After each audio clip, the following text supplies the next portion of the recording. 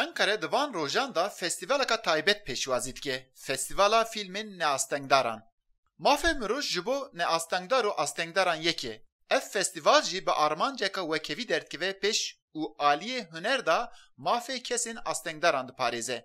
Berpirsê festivala fîlmên neastengdar Emrullah Kalan dibêje mafê her kesî heye ku ji çand û huner feyde bigire. Ji bo vî jî kesên astengdar jî mafdarin ku ji berhevkirina çand û huner kelk bigirin.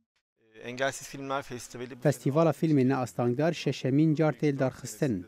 4 salên destpêkê bes li Enqerê hatin çêkirin. Salên çûyî hetan hal Stenbolê û Eskîşehîrê hatin pêşkêşkirin. Fîlmên neastengdar bingeheke fîlman vedhewîne. Li ev festîvala fîlmên astengdarên dîtin, astengdarên bihîstin û kesên ku neastengdarin hemî dikarin lê yek cî temaşe bikin. Di vê festîvalê da tiştê herî balkêş fîlmên ku têne nîşandayîn. Bi hin teknîkan astengiyan radikin. Li ber vê jî navê vê festivalê kirine Festivala Fîlmên Neastengdar. Engelsiz Filmler Festivali'nin amacı Armanca festîvala fîlmên neastengdar tenê pêşkêşkirina fîlman nîne. Di nav de ev jî heye. Lê kesên astengdar bin an jî nebin, mafê hemî kesî heye ku ji çand û hunera feyde bigirin. Geyrî vê jî berhevkirina çandî jî mafekî mirov e. Armanca me ew e ku di kesên astengdaran da çandeke hunerdiristkirinê hebe.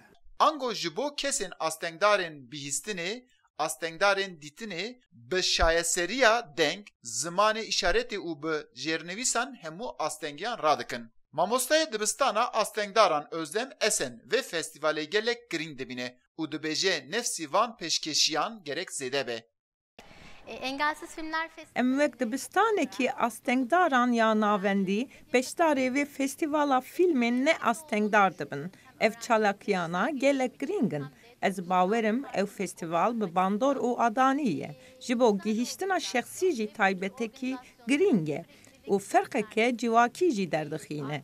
Holê, pêwîstiya van festivalan heye gerek zêdetir bibe. Bi hezaran zarokên astengdar heye. Mafê wan jî heye ku di nav civakê da ciyê xwe bigirin.